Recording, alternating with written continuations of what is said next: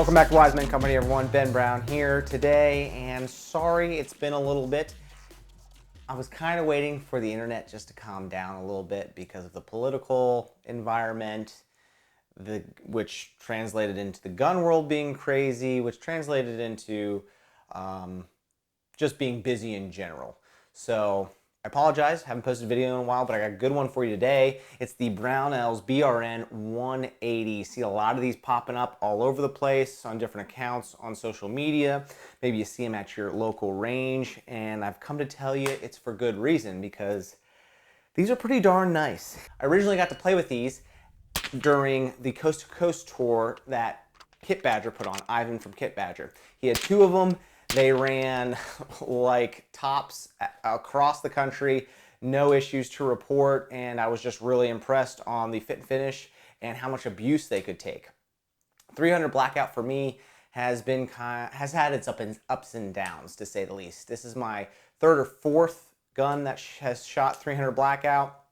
For the most part, they've been pretty good, but for 300 Blackouts, you gotta kind of tweak and mix buffers, maybe have adjustable gas blocks, mix BCGs in there just to kind of get it a good functioning gun to shoot a wide variety of ammunition, supers, subs, grain weights, that sort of thing. So sometimes you're just looking for that special sauce in a standard AR-15 300 Blackout. This BRN-180 has kind of fixed all those issues, at least it has for me. The BRN-180 is an evolution on the original Armalite design. There's a lot of history behind this gun. I encourage you to go check it out. We're not going to get into the history of it today. I'm just going to go over this one. You can get these in a couple different flavors. 300 Blackout, this is the Gen 2, so they have it in 300 Blackout, but they also have it in 5.56 and there's a number of barrel lengths in the 5.56 chambering, anywhere from 18 inches down to 10.3 inches. Blackout you can just get in 10.3 inches barrel length. I would probably wish it was a little shorter of a barrel, but since this one is a folder, it doesn't bother me that much that it's a little bit longer of a barrel. Okay, this 300 Blackout, this BRN-180, is a piston upper. Big selling point for me. The piston upper, it has an adjustable gas block, two different settings.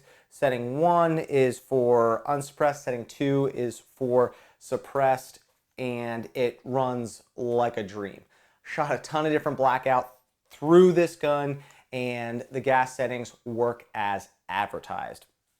So that was a big selling point for me. I don't have to mess around with buffer weights and springs and all that sort of stuff to tailor it to a specific type of round that I use. This can shoot a variety of Blackout rounds, and if I want to shoot it unsuppressed or suppressed, I can just change the gas block or the gas setting to make it run as it should. So big selling point for me that it was a piston gun with adjustable gas. Since it is a bufferless piston system, it doesn't have a buffer tube, as you can see here, or buffer spring.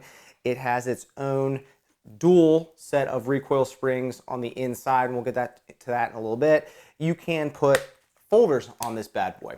Cuts the length significantly if I want to throw this in a bag, backpack, or put it into a tight space inside of a vehicle. The fact that it doesn't need a buffer and buffer spring was a huge advantage. And that's why, again, I can deal with a little bit longer barrel than I'd like, being 10.3. I would love a Blackout that was, maybe 8 inches, maybe 6 inches would be ideal, nice, short, and compact. But again, the fact that I can simply just fold it like this is awesome. I do have the Brownells lower on the bottom here. This is the specific lower for this BRN-180 upper.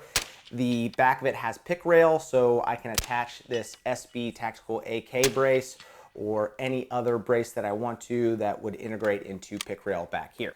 If you didn't want to run this BRN-180 upper on a Brownells lower, I'd highly recommend it though, because the fit and finish on this Brownells lower is top notch. You could run it on a regular AR-15 lower. It's just not going to use that buffer and buffer spring in the back. So you could actually take it out if you wanted. I have ran it a little bit with just a regular AR-15 lower. Works perfectly fine, no surprises there. I did put it on my MCX lower. Again, ran perfectly fine, but the tolerances with the MCX lower were very, very tight. Like I had to push extremely hard to get these pins to lock in place. Once they were in place and the upper and lower were attached, though, again, no issues at all. Just letting you know, it's definitely possible. You can do it. Since I touched on it a little bit, let's look at this Brownells lower, because I did get this as all-in-one package. The whole thing was on sale before Christmas. I got the whole thing for $1,200, and that, by the whole thing, I mean stripped Brownells lower, BRN-180 upper, and it came with the brace. So those three products, all one package, $1,200. Solid price. Anyway, the lower is very, very nice. Clean lines on it. Flared magwell. I love a flared magwell on a lower. It makes reloads a breeze. Takes a lot of the guesswork out of it. Integrated trigger guard here, so you don't have to put one in with the 2 pins or set screws. It's already built into the lower, and it does have enlarged trigger area, so if you're wearing gloves, you could fit a finger in there, no problem. All the parts and pieces that I added to it fit in as they should. And again, the only thing that's really different from a regular AR-15 lower is the back end with the pick rail. Charging handle on the BRN-180 is integrated into the bolt, so it does reciprocate. I would prefer a non-reciprocating charging handle, and I thought I was really not going to like this. But honestly, I don't even think about it. It's over on the right-hand side, away from my hands, away from my body.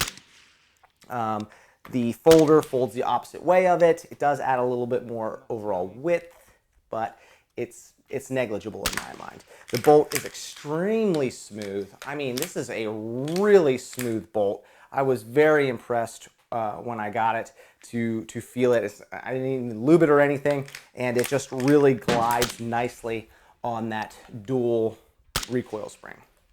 Out front, underneath this Lunar Concepts Hot Pocket wrap, which I have an install video on this heat wrap right here, so go check that out. Underneath it is an M-LOK rail that integrates seamlessly into the upper. Very clean lines, no rough edges. It's a thin rail, very, very comfortable to use. M-LOK, everybody's using it these days. And they have a notch cut out here in the rail so you can get to that adjustable gas. And to adjust the gas, you can just slide in an Allen wrench or a screwdriver and move it to the left or to the right. Again, setting 1 is unsuppressed. Setting 2 is suppressed. 2 different settings, simple, easy to use, and both settings work as advertised. So the rail, very, very nice, goes the whole way to the end. Threads are going to be 5/8 by 24, which is typical for 300 Blackout. And I took off the 3-prong flash hider that comes with it, put on a Silencer Co. flash hider so I could put this Energetic Arms Vox on the end. Underneath this rail is a 10.3-inch barrel, which we covered. It's a 1-in-8 twist. Before you jump down in the comments, I know the 300 Blackout Nazis are going to say, 1-in-8 twist, how could Brownells do that? It's disgraceful. Well, everybody knows that's not the best twist rate for 300 Blackout. I would tend to agree with you. I think 1-in-5 is probably the best from what we are seeing and told. The 1-in-8 on this barrel, though, pretty darn good. Accuracy was pleasantly surprising. I thought it was going to be, you know, maybe a 3-inch, 4-inch group at 100 yards.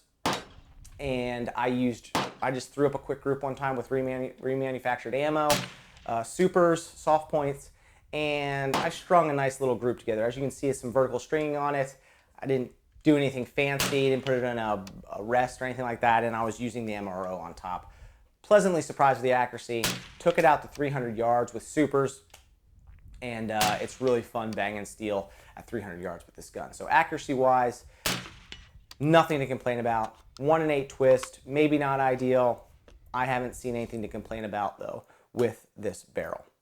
Using this BRN-180 has been awesome. This is my nighttime gun. As you can see here, I have a Steiner OTOL on the front, got a Surefire IR light and white light, Trijicon MRO on the back, on a Scalorworks mount. This is just going to be my pig hunting gun or nighttime gun, and it's light for being a piston gun. It's very lightweight. Again, I can cut it in half by just folding it, stick it in a bag. Some of you are going to say, Ben, how does it compare to the MCX? You guys know I'm a fan of the MCX. I have an 11.5 inch Virtus. A couple different videos on that gun. And what I'm going to say, without going too far in depth, is that the BRN-180 is significantly lighter than the MCX. And the MCX is significantly more accurate than the BRN-180. If you want to nitpick group sizes. If we're talking minute of man, it's probably negligible between the two on accuracy. And there are ways to lighten up the MCX with Midwest Industries rails and such. So there's a lot to compare between the two guns. I have both. I like both. You're going to save some money with the BRN-180, and these are a lot easier to find than MCXs these days. So that's what I'm going to say for that question right now. There's a lot to get into, and I think the comparison between the MCX and the BRN-180 deserves its own video, and I probably will do that. Okay guys, BRN-180, like this gun a lot, gonna keep it, hold on to it for a while. Wish I could shoot it more, but as we all know, 300 Blackout is really expensive right now and hard to find. Shot this gun out to 300 yards, shot it up close, fast, and every time I shoot it, I'm pretty impressed by what Brownells has done here. If you guys have any questions, comments on the BRN-180, please leave them down below. I'd be happy to get to them. This is a very interesting gun, again, because it is an evolution of the original Armalite model. And I'm really glad Brownells brought this back. It was a solid idea. So questions, comments, leave them below. I'll be happy to get to them. Guys, thank you for watching.